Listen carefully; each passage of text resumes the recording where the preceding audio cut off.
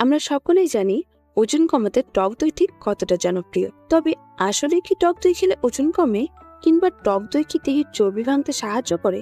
এ সম্পর্কে জানালেন ঢাকার এভারকেয়ার হাসপাতালের প্রধান পুষ্টিবিদ তামান্না চৌধুরী।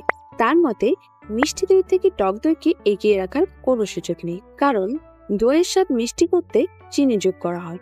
টক দইয়ে এই বাড়তি চিনি না থাকায় তা মিষ্টি দইয়ের তুলনায় স্বাস্থ্যকর। তবে যে কোনো দই তৈরি হয় দুধ থেকে, অর্থাৎ দুধে যে পরিমাণ স্নেহ পদার্থ রয়েছে তা দিয়ে দই তৈরি করলেও একই পরিমাণ স্নেহ পদার্থ টক দই এবং মিষ্টি দই উভয়টিতেই বিদ্যমান। এক্ষেত্রে কিন্তু মিষ্টি দই থেকে টক দইকে এগিয়ে রাখার সুযোগ নেই। তাছাড়া এটাও মনে রাখতে হবে, টক দইয়ে এমন কোনো বৈশিষ্ট্য নেই যেটি সরাসরি দেহের চর্বি কমাতে বা ওজন কমাতে পারে।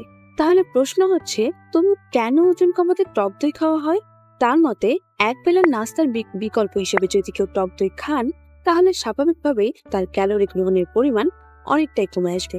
যেমন ভাজা পোড়া খাবার কিংবা ফাস্টফুডের পরিবর্তে যদি কেউ টক দই খাওয়ার অভ্যাস করেন, তাহলে ক্যালোরি গ্রহণের মোট পরিমাণ অনেকটাই কমে আসে। এভাবে ওজন কমাতে সহায়ক হতে পারে টক দই। একইভাবে অন্য যে কোনো বেলায় খাওয়ার সময়ও যে কোনো একটি উপাদানের স্বাস্থ্যকর বিকল্প হতে পারে টক দই। কেউ হয়তো চিড়া আর কলার সঙ্গে দই খেতে চান, এক্ষেত্রে যদি তিনি মিষ্টি দইয়ের পরিবর্তে টক দই বেছে নিয়ে থাকেন, তাহলে অবশ্যই বাড়তি চিনির ক্যালোরিটুকু এড়িয়ে যেতে পারবেন।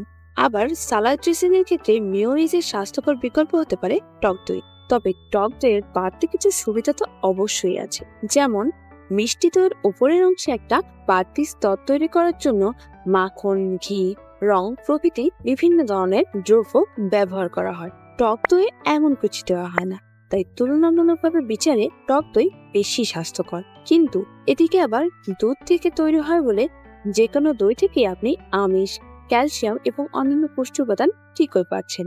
ওজন কমাতে টক দই খাওয়ার চেয়ে গুরুত্বপূর্ণ বিষয় হলো রোজকার ক্যালোরি গ্রহণ একটি পরিমিত সীমার মতো বজায় রাখা। পর্যাপ্ত হাঁটাহাঁটি বা অন্যান্য ব্যায়ামও জরুরি। সব দিক ঠিক থাকলে তবেই ওজন কমবে। এছাড়া টক দই বিশেষ কোনো জাদুকরী ভূমিকা রাখে না ওজন কমানোর ক্ষেত্রে।